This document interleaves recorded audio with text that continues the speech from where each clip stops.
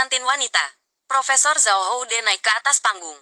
Pria itu tidak pernah menyangka putrinya yang telah dibesarkannya dengan susah payah suatu hari akan memandang rendah statusnya sebagai pekerja migran. Lebih memilih untuk membayar seorang aktor untuk berpura-pura menjadi ayahnya daripada memberitahu ayah kandungnya tentang berita pernikahannya. Dia bergegas naik ke atas panggung, melihat putrinya dengan tatapan tak percaya. Dan, istri, apakah kamu kenal orang ini? Dia menghadapi pertanyaan dari suami kaya raya. Dia mengatakan bahwa ini adalah kerabat jauhnya. Kemudian menarik ayahnya ke samping. Menghadapi pertanyaan dari ayahnya, dia memohon ayahnya untuk tidak membongkarnya. Jika tidak, ibu mertuanya yang materialistis pasti akan membatalkan pernikahan. Dia juga mengatakan bahwa selama dia dapat memantapkan dirinya di keluarga kaya, dia akan membawa ayahnya untuk menikmati hidup. Pada saat ini, berbagai suara penghinaan dari para tamu di bawah panggung juga terdengar. Mengatakan bahwa pria itu adalah orang miskin yang datang untuk makan gratis. Berpakaian kotor seperti itu, sungguh memalukan bagi pengantin wanita. Ayah yang baik dan sederhana, benar-benar berpikir bahwa dia telah mempermalukan putrinya. Kemudian berkata kepada putrinya, "Semoga kamu bahagia." Lalu berbalik dan pergi. Putrinya menatap punggung ayahnya yang bungkuk namun tegap. Di dalam hatinya, muncul perasaan yang tak terlukiskan. Sang ayah perlahan berbalik dan menatap putrinya. Kenangan masa lalu bersama putrinya juga muncul di benaknya saat ini. Ayah, jangan khawatir, tunggu aku sukses belajar nanti. Aku akan berbakti padamu. Membelikanmu rumah besar di kota, menjemputmu untuk menikmati hidup.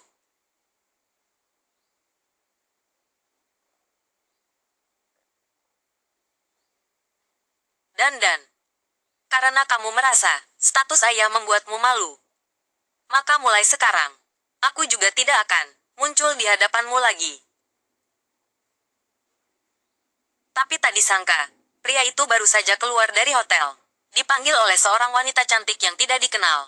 Dan orang itu memanggilnya Ayah Baptis. Ayah Baptis. Anda. Aku Jing Jing. 20 tahun yang lalu Anda menyelamatkan saya. Jing Jing. Ternyata 20 tahun yang lalu, seorang gadis kecil ditabrak oleh sebuah van yang melaju kencang. Di tengah jalan, pengemudi yang menyebabkan kecelakaan itu takut harus membayar kompensasi. Jadi dia pergi. Untungnya, dia bertemu dengan pria baik hati itu, dan membawa gadis kecil itu ke rumah sakit. Bahkan meminjam uang untuk menutupi biaya operasi gadis kecil itu. Setelah mengetahui bahwa gadis kecil itu lahir tanpa ayah, pria itu berjanji pada gadis kecil itu. Setelah dia sembuh, dia akan menjadi ayah baptisnya. Tapi saat itu, ada telepon dari desa yang mengatakan bahwa istrinya pingsan. Pria itu mendengar berita itu dan segera pergi dengan tergesa-gesa. Namun, gadis kecil itu sekarang telah menjadi CEO dari perusahaan bernilai miliaran dolar. Tapi dia selalu mengingat kebaikan pria itu. Ayah Baptis, setelah Anda menyelamatkan saya tahun itu, Anda pergi dan tidak meninggalkan informasi kontak. Kemudian saya pergi ke luar negeri bersama keluarga saya. Setelah kembali ke rumah bulan ini, saya telah mencari Anda. Hari ini akhirnya membiarkan saya melihatmu lagi.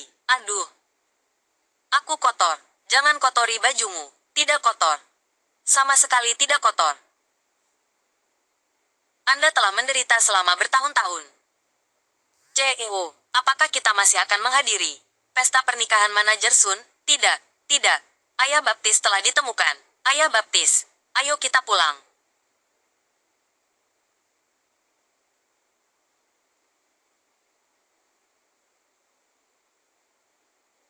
Halo CEO Qin. Halo kakek. Ya. Baik. Ini adalah pengurus rumah tangga, Saudari Fang. Jika Anda memiliki sesuatu di masa depan, beritahu dia. Saudari Fang. Kakek, silakan beritahu saya jika Anda membutuhkan sesuatu. Ya, baik. Ngomong-ngomong, kakek, CEO Qin sering menyebutmu kepada kami. Masih ada kamar kosong di lantai atas, khusus disiapkan untukmu. Ayo, kita lihat. Baiklah, ayo pergi.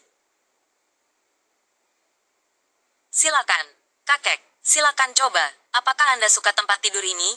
Aduh, pakaianku terlalu kotor. Jangan kotori tempat tidur. Aduh, Ayah Baptis, ini tempat tidur dibeli untuk ditiduri. Jika kotor, bisa dicuci lagi. Aku juga sudah menyuruh orang untuk membelikan piyama baru. Akan segera dikirim. Bagaimana perasaanmu tentang tempat tidur ini, Jing Jing? Kenapa kamu begitu baik padaku? Meskipun aku selalu memanggilmu Ayah Baptis, tapi aku adalah orang yang tidak memiliki ayah kandung sejak kecil. Aku juga menganggapmu sebagai ayah kandungku. Jadi, berbakti kepada ayah sendiri. Bukankah itu yang seharusnya dilakukan? Jing Jing. Aku pasti akan menganggapmu sebagai putri kandungku sendiri. Cheokin, kakek, makan malam sudah siap. Ayo kita makan. Ayo pergi.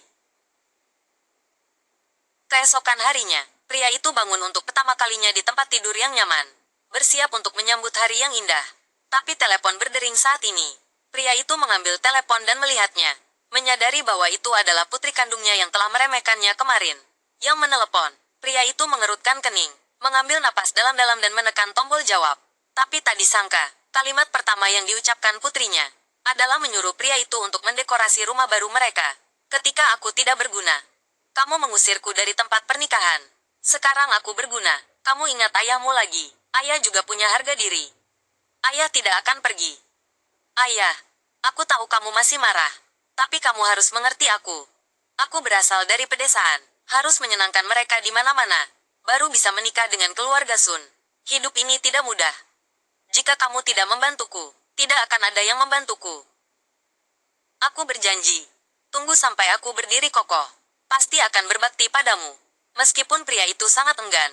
Tapi tidak ada cinta yang lebih besar dari cinta seorang ayah kepada anaknya. Di bawah langit ini, ayah mana yang tidak mencintai anak-anaknya? Pria itu mengganti pakaian kerjanya. Setelah mengucapkan selamat tinggal pada putri angkatnya, lalu pergi ke rumah baru putri kandungnya. Tapi tak disangka, begitu sampai di pintu, ibu mertua memberi pria itu peringatan. Kalau bukan karena keahlian dekorasimu masih lumayan, aku tidak akan pernah membiarkan orang sepertimu, kotor dan bau, orang rendahan seperti itu, masuk ke rumah kami.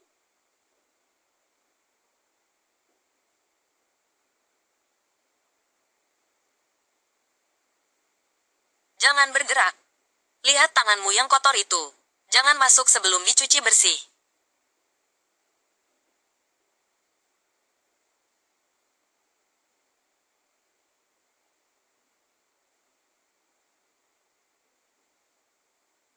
Bersabarlah. Mencuci bersih juga baik untukmu. Disinfektan.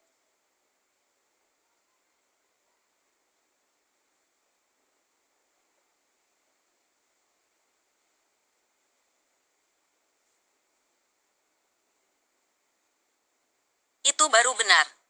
Tadi melihat tanganmu. Retakannya penuh dengan lumpur. Retakan ini. Semua karena aku selama bertahun-tahun membawa semen di lokasi konstruksi. Putriku pernah berkata kepadaku, akan membelikan aku salep terbaik di dunia untuk mengobatiku. Lalu di mana putrimu sekarang?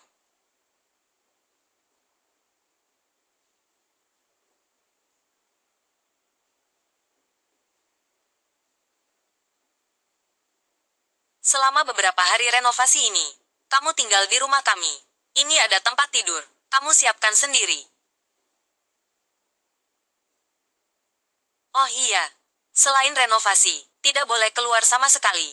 Kalau mau ke toilet, pergi ke toilet umum di luar sana. Mengerti?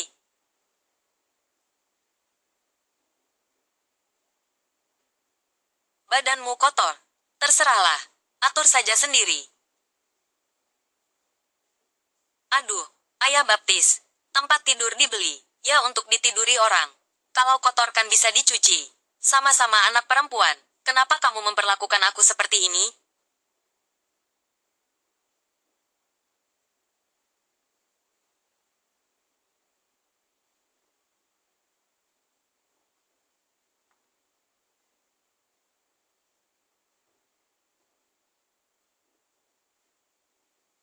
Dan, kamu tidak membutuhkan ayah lagi. Ayah telah mengambil semua uang yang telah ditabung selama bertahun-tahun. Menukarnya dengan uang kertas baru. Untukmu sebagai mas kawin.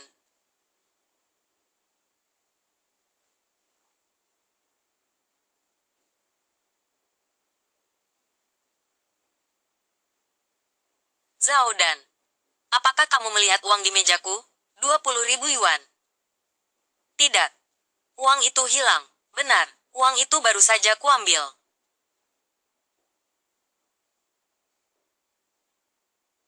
Jangan-jangan dicuri orang. Kenapa melihatku? Aku tidak melihat uangnya. 2 hari ini hanya ada 1 orang yang datang ke rumah. Kamu orang desa, kaki berlumpur. Kalau bukan kamu, siapa lagi? Aku peringatkan kamu, cepat serahkan uangnya. Meskipun aku miskin, tapi orang miskin juga punya harga diri. Aku tidak akan pernah mengambil uang orang lain, meskipun aku miskin. Tidak percaya, kamu tanya Zhao Dan. Sekarang kamu serahkan uangnya. Ibu tidak akan menuntut tanggung jawabmu lagi. Dia tidak percaya padaku. Bahkan kamu juga tidak percaya padaku. Kenapa tidak menuntut?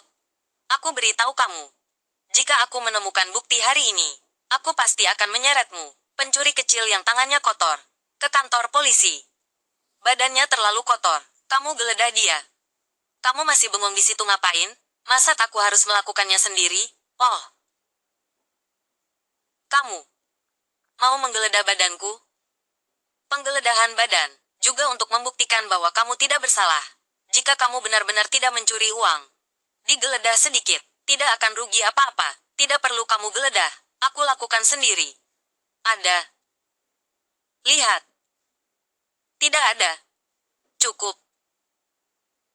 Tidak ada di badan. Mungkin saja disembunyikan di tempat lain. Jangan sentuh barang-barangku. Kamu ngapain? Kamu bilang kamu tidak mencuri. Apa ini? Kembalikan uangku. Ini adalah uang untuk putriku. Untuk disiapkan sebagai mas kawin. Omong kosong. Mas kawinmu, kenapa kamu tidak memasukkannya ke kartu bank? Malah dibawa-bawa, percaya atau tidak. Sekarang aku akan lapor polisi. Jangan mengelak lagi.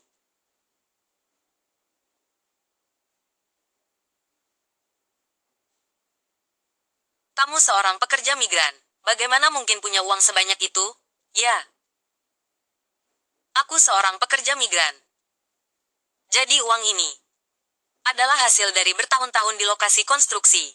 Haus. Aku minum air keran. Lapar. Hanya makan 2 gigitan roti kukus. Dikumpulkan sedikit demi sedikit. Putriku tidak pulang selama 3 tahun. Aku telah menabung selama 3 tahun. Hanya untuk menabung mas kawin untuk putriku. Untuk menyelamatkan muka. Biarkan dia pergi saja. Omong kosong apa itu? Berani mencuri uang ini. Mungkin saja mencuri barang-barang lain juga.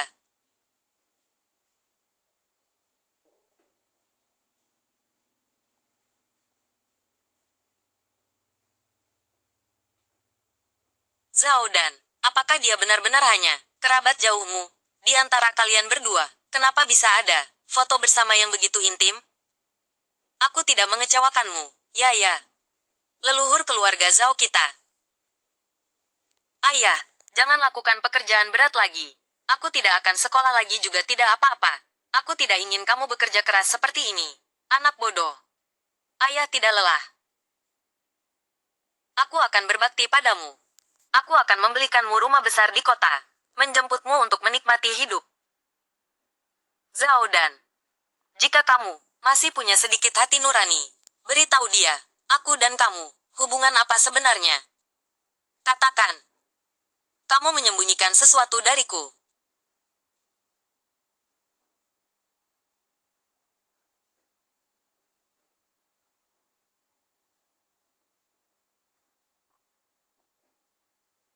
Aku dan kamu bisa punya hubungan apa? Seorang pekerja migran yang miskin. Meskipun di antara kita ada sedikit hubungan kekerabatan, tapi tidak bisa dibandingkan dengan perbedaan status di dunia nyata. Kamu memukulku. Jika aku tidak membangunkanmu, kamu akan terus menggangguku. Bagaimana jika ibuku tidak senang? Baiklah. Aku mengerti maksudmu.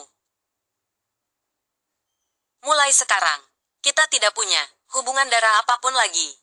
Kamu jadilah nyonya mudamu. Aku jadi pekerja migranku. Zhao Dan, kamu seharusnya melakukan ini sejak lama.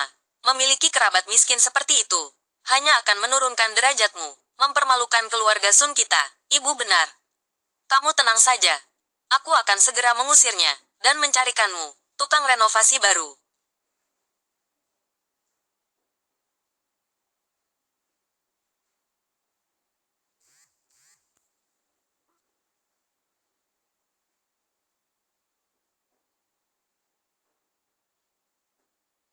Kamu ngapain? Uang ini, mungkin juga kamu curi. Mau pergi boleh, tapi jangan harap bisa bawa pergi sepeser pun. Kamu. Tidak dengar ibuku bilang apa? Cepat pergi. Pergi.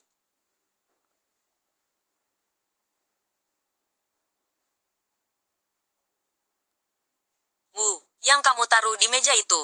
20.000 yuan. Aku sudah transfer ke kartumu. Suamiku. Uang itu kamu yang ambilkan? Aku sudah minta orang untuk mencari tahu. Selera Cheokin. Jika kita tahu seleranya, keluarga kita akan sukses besar. Lalu bagaimana hasil penyelidikanmu? Katanya dia punya ayah baptis. Jika kita mulai dari ayah baptisnya, menyenangkannya. Dengan begitu kita bisa mendapatkan dukungan dari Cheokin. Nak, kamu tenang saja. Kita pasti akan mengerahkan seluruh kekuatan untuk mendukung pekerjaanmu. Besok, kita pasti akan menyenangkan ayah baptis Cheokin. Oke, kalau begitu aku pergi dulu. Lain kali, jangan berisik seperti itu. Anakku mengambil uang untuk melakukan hal yang benar. Bukankah kita sudah salah paham dengannya? 20.000 yuan itu. Bagaimana kalau kita kembalikan saja padanya? Memangnya kenapa kalau kita salah paham dengannya? Kali ini dia tidak mencuri. Bukan berarti dia tidak pernah mencuri sebelumnya. Pas sekali. 20.000 yuan itu cukup untukku pergi ke salon kecantikan untuk melakukan satu perawatan. Aku akan mendengarkan ibu. Jika uang ibu tidak cukup, aku akan mentransfer lebih banyak untuk ibu. Dia hanya